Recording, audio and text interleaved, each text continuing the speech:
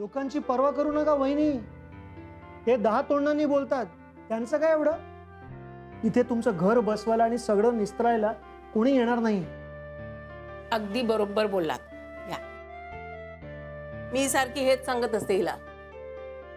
आता इतरांचा विचार करणं बंद कर म्हटलं. हो ना, गुरुनाथचा एवढा विचार केला, काय झालं शेवटी. हे बघा वहिनी, तुम्ही एकट्या नाही आहात, आम्ही सगळे आहोत तुमच्या सोबत. गुरुनाथला त्या पोरीच्या तावडीतून सोडवायलाच हवं. आणि त्या क्षणाला ना तिला तर ते ते ते ते व्यवस्थित शिकवायला हवं. ते काय ते आपण वाचतो ना ते पुस्तक? नाही नाही, पुस्तक नाही हो. ते आपण पुस्तकात वाचतो ते. गोष्ट? नाही, गोष्ट नाही हो. आपल्याला शाळेत शिकवतात ना ते पुस्तकातून. धडा? धडा. क्षणाला चांगला धडा शिकवा. हो रानन भाऊजी, त्याआधी मला कमवायला पाहिजे, स्वतःच्या पायावर उभं राहायला पाहिजे. अथर्वची जिम्मेदारी आहे ना माझ्यावर. अथर्वाची जिम्मेदारी त्या मूर्खाची पण. त्याला तसं काही आहे का? ह्यांना आता कुठे काय कळून राहिलं चांगलं वाईट काय ते. हे सध्या या जगात वावरतच नाहीयेत. भल्या बुऱ्याची जाणच नाही ना त्यांना. त्या पोरीनं फार भुरळ घातलीये, फार पागल करून सोडले. डोळ्यावरती पट्टी बांधली यांनी. चांगलं वाईट काही कळूनच नाही राहिलं.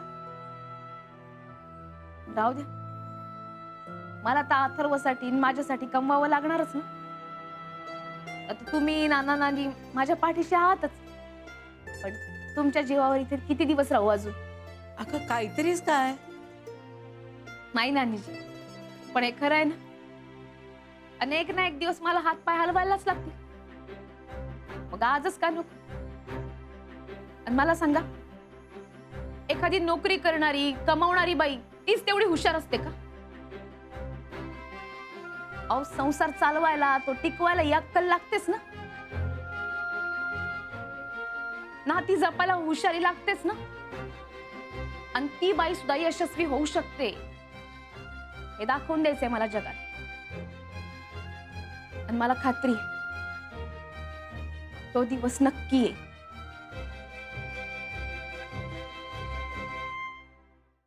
भाऊजी, मला एक नोकरी आली आहे बकुळा मावशीच्या ओळखीनं, पण अजून काय तिथे मी जायला नाही लागले ना. त्याचा काही फायदा नाही होणार वहिनी. म्हणजे बघा कसं, तेव्हा परिस्थिती वेगळी होती. आता तुम्ही इथे राहताय नानाजीकडे.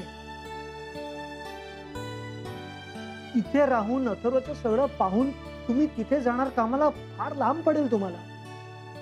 मी तर म्हणतो तुम्ही इथेच आजूबाजूला का नाही काही काम शोधत. हा अगदी बरोबर आहे.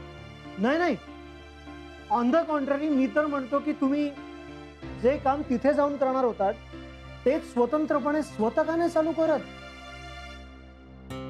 म्हणजे मी सांगतो काय करायचं ते. नानाजी नमस्कार.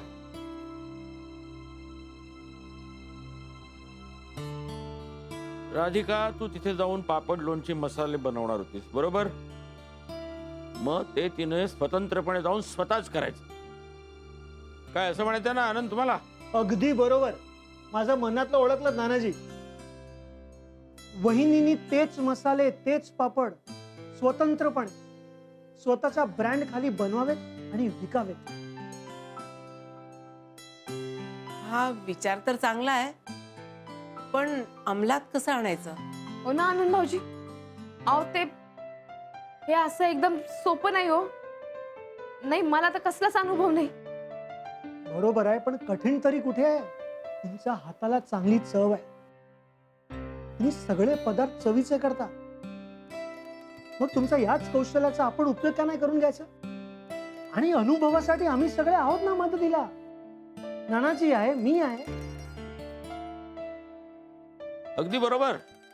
अरे मी सुद्धा फूड अँड ड्रग डिपार्टमेंट मध्ये होतो. मी तुला योग्य प्रमाणपत्र देण्याचा प्रयत्न करीन. लो कर लो बात. अब तो कोई टेंशन लेने की बात ही नहीं. हम सब कुछ देख लें.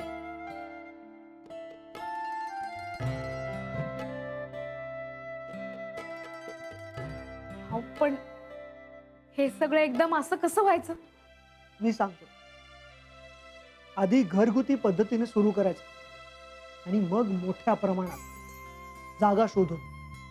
बरोबर ना नानाजी? अगदी बरोबर. योग्य सल्ला देतोस बाळा. पण आनंद भाऊजी, हे असं एकदम व्यवसाय करणं इतकं सोपं नाही ना. कसं काय जमायचं मला? आणि मला काही अनुभव नाही, हाताशी पण काही नाही, कसं होईल? बरोबर आहे वहिनी तुमचं.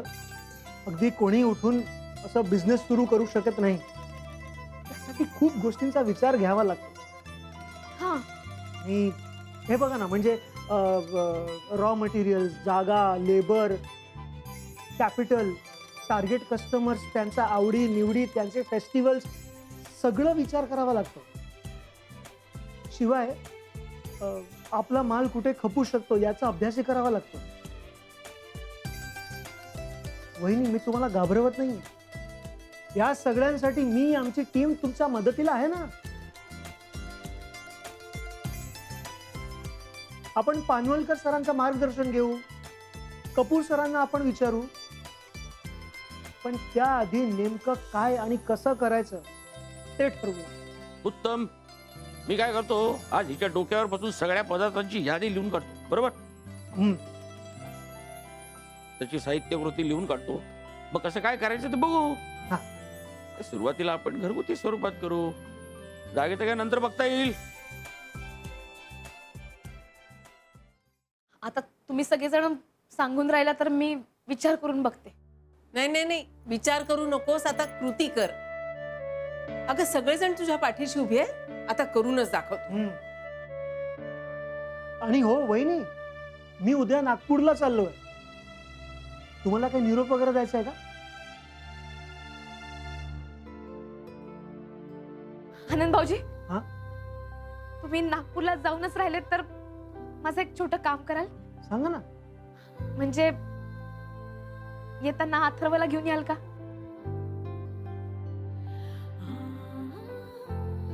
अहो, खूप दिवस झाले ना त्याला नागपूरला पाठवून. या सगळ्या प्रकारात त्याची पण शाळा बुडून राहिली. घेऊन याल का त्याला? आणतो, काळजी करू नका. मी व्यवस्थित घेऊन येतो त्याला इथे. तुम्ही फक्त कामाचा विचार करा. हो. नानीजी, नानाजी, रेवती, आम्ही सगळेजण मिळून आज प्रपोजल तयार करतो. मग तुम्हाला दाखवतो. मग तुम्ही सांगा यात काय बरोबर आहे, चूक आहे. हा, असं नानाजी नाही, दांडगा अनुभव आहे. आता आता ही वेळ गमवायची नाहीये मला. आज समजून राहिलं मला वेळेचं महत्व काय असतं ते.